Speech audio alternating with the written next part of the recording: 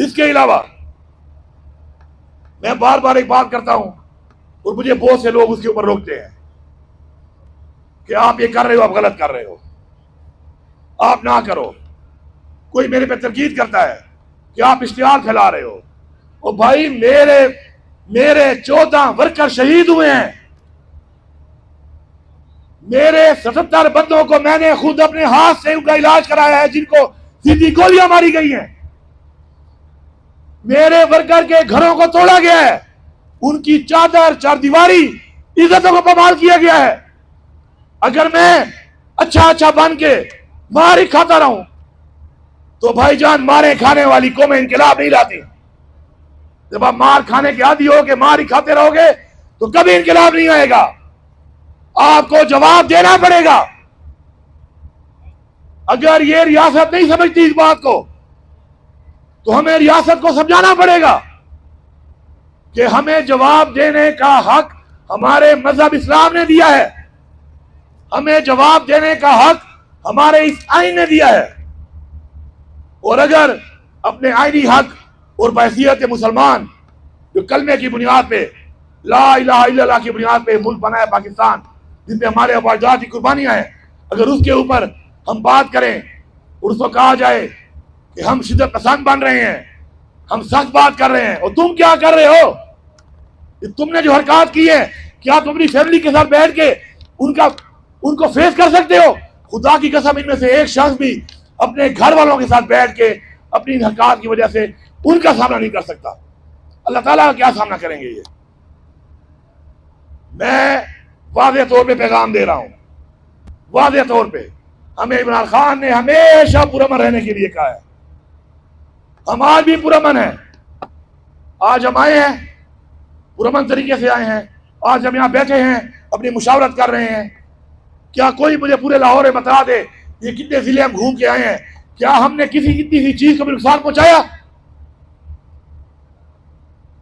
तो फिर उसके बाद जब पुरअमन तरीके से हम निकलते हैं तो आप हम पे हमलावर क्यों होते हैं? अभी तहरीक के लिए, प्रोटेस्ट के लिए जो मेरा आईनी हक है, हम कॉल देते हैं, आप हमारे वर्करों के घर जाके तोड़ देते हैं, पहले से गिरफ्तार कर देते हैं।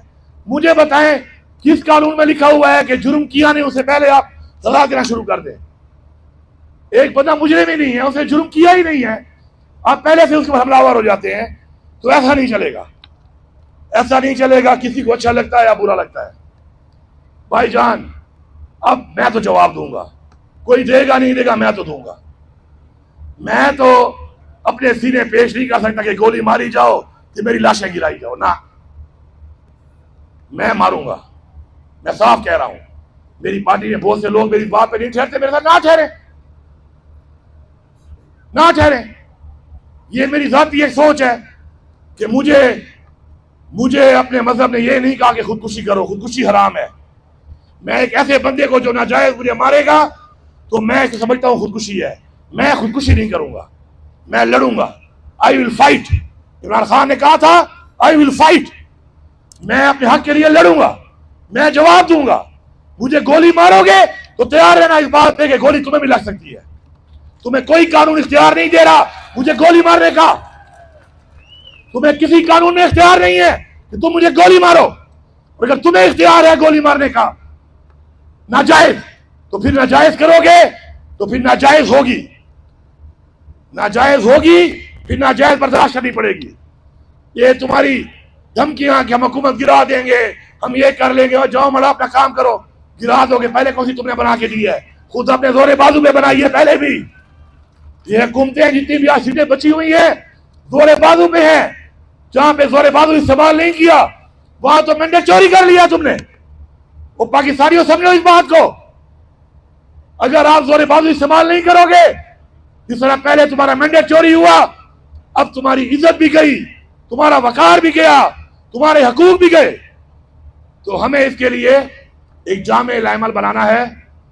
मैं यहां पर तमाम इदारों को भी और इन हुकूमतों को भी ये कहता हूं कि अपना वतीरा ठीक कर लो। ये गलत तरीका है, ये जो आप कर रहे हैं आप गलत कर रहे हैं।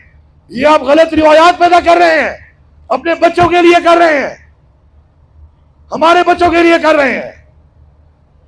इससे बाज आ जाएं, क्योंकि मकाफात अमल हमें बताया गया है, इस्लाम में बताया गया है। इस मकाफात अमल में हम तो बर्दाश्त कर गए हैं, शायद तुम्हारे वाले मम्मी डैडी बर्दाश्त ना कर लें। फिर ये याद रखो, हम तो बर्दाश्त कर गए, फिर ये मम्मी डैडी शायद बर्दाश्त ना कर सके। जो तुमने बड़े हमारा पैसा लूट के नाजों से पाले हुए हैं ना, ये बर्दाश्त नहीं कर लेंगे। हमने तो किया है, तुमने हमारे ऊपर ठीक ठाक जबर किया है, तशद्दुद किया है, कईयों से बर्दाश्त नहीं हुआ। लेकिन आज जो ये लोग खड़े हैं इमरान खान के साथ, इन्होंने साबित किया है कि इन्होंने बर्दाश्त किया है। तो बर्दाश्त का इम्तिहान मत लो। आओ, इमरान खान कहता है कि मैं मुज़ाकरात के लिए तैयार हूं। एक वो शख्स जिसकी बीवी को तुमने जेल में डाला हुआ है, तुम इतने नीच हो गए हो, इतने कमजोर हो गए हो, वो आज भी कहता है कि पाकिस्तान के लिए मैं मुज़ाकरात के लिए तैयार हूं, अपनी जात के लिए नहीं, पाकिस्तान के लिए। बैठो बैठो, बात करो, दलाइल के साथ बात करो, मेरी गलती साबित करो। खुदा की कसम मैं सजा के लिए तैयार हूं। आप मेरे पे साबित कर लो कि मैंने कोई साजिश की है किसी इदारे के खिलाफ, बिल्कुल मैं सजा का हकदार हूं। जो सजा दोगे मैं लूंगा।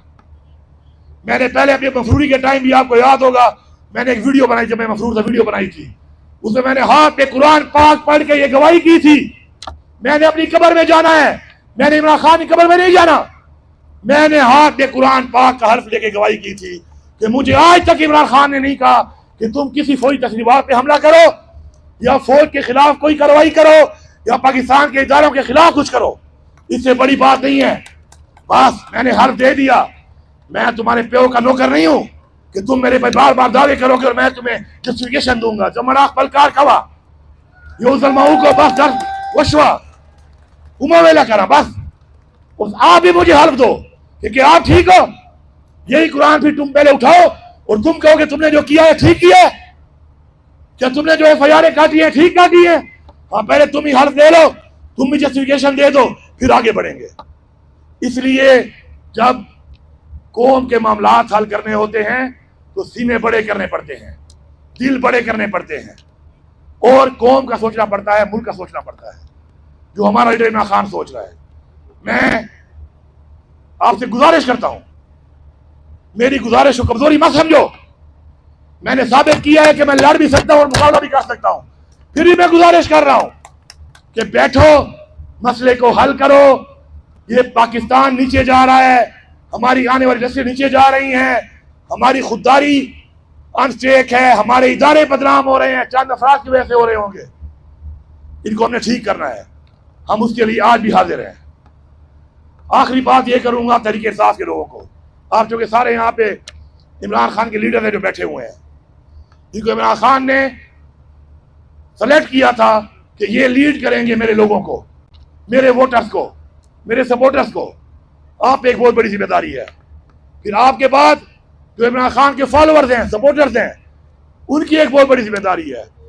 मैं सिर्फ आपसे एक दरख्वास्त करता हूँ आज इस मौके के ऊपर, तहरीक का जो एक नया मरहला शुरू हो रहा है, उसकी कामयाबी के लिए मैं आपसे एक दरख्वास्त करता हूँ, खुदा के लिए मुत्तहिद हो जाओ, खुदा के लिए मुत्तहिद हो जाओ। तुम मुत्तहिद नहीं होगे, तुम्हारा दुश्मन मजबूत होगा।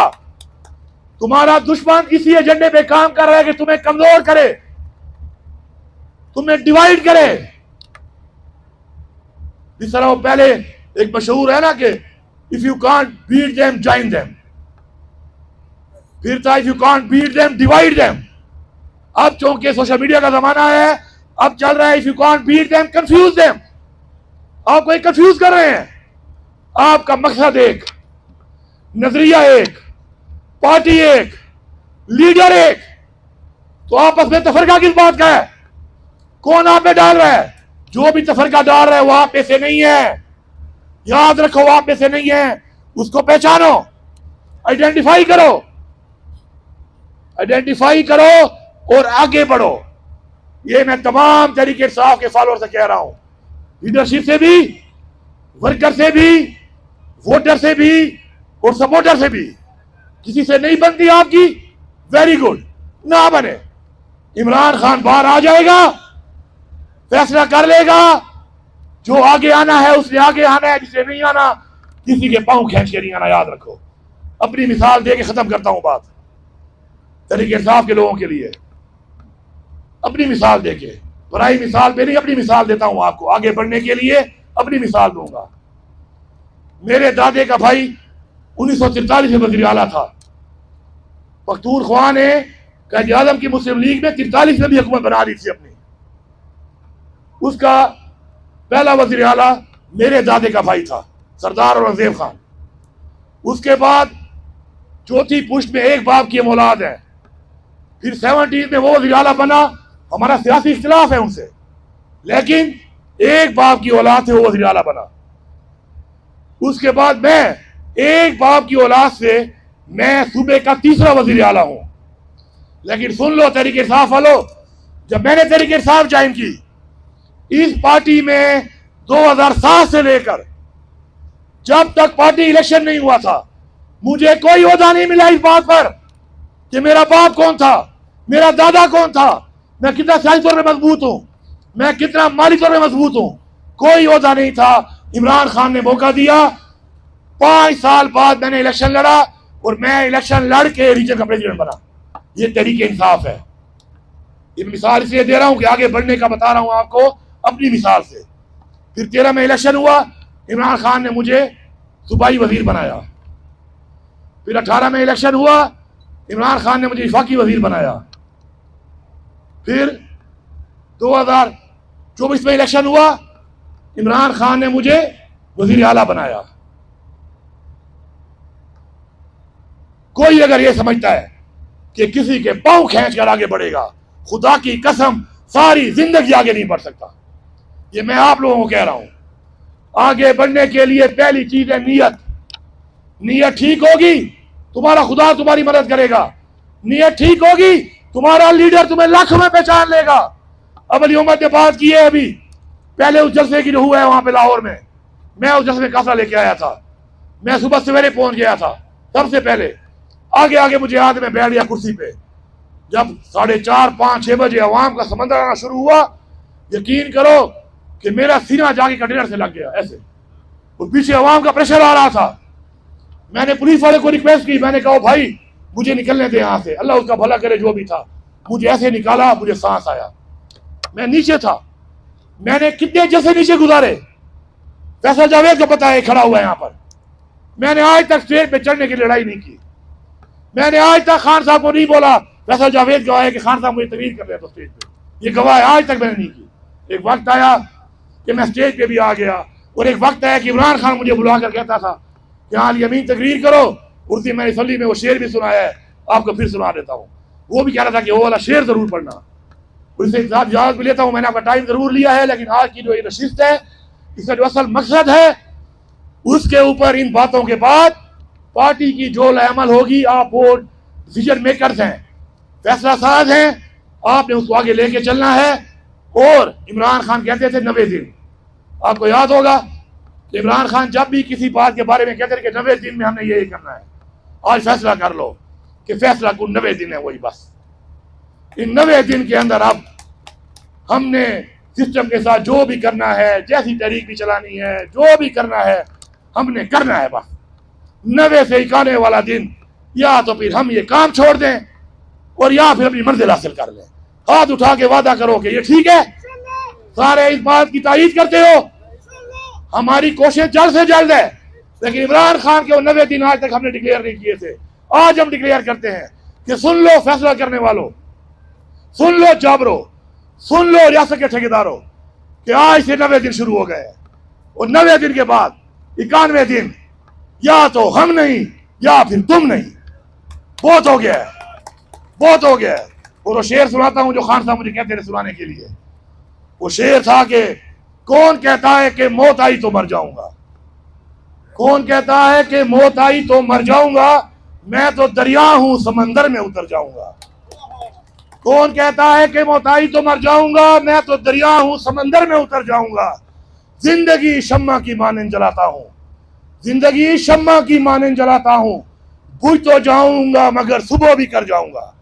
आप ही वो लोग हैं जो इस मुल्क की सुबह करोगे, आप ही वो लोग हैं जिनसे इमरान खान को उम्मीद है, आप ही वो लोग हैं जिनसे इस पूरी कौम को उम्मीद है, आप ही वो लोग हैं जिनसे पूरे ओवरसीज को उम्मीद है।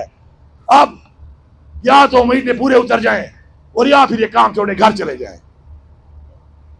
और भी बहुत है गम जमाने में, फिर छोड़ दें इस काम को। मेरे ख्याल में अब बस है, क्योंकि इसके बाद गुलाम इब्ने गुलाम वाली जिंदगी से बेहतर है कि आजाद हो जाएं।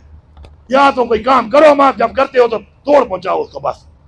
तो सुन लो, सब तायीद करते हुए तो फिर सारे हाथ उठा के बताओ कि आज से 90 दिन का आगाज हो गया है, या हम सियासत छोड़ेंगे और या इमरान खान को रिहा करवाएंगे।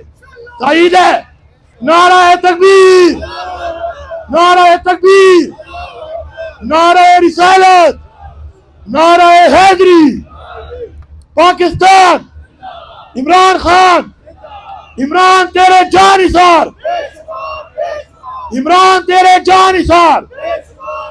और एक नारा जिंदाबाद का पाकिस्तान तहरीक इंसाफ की सारी लीडरशिप, सारे वर्कर, सपोर्टर और वोटर्स के लिए, सारे के सारे जिंदाबाद। आपका बहुत शुक्रिया।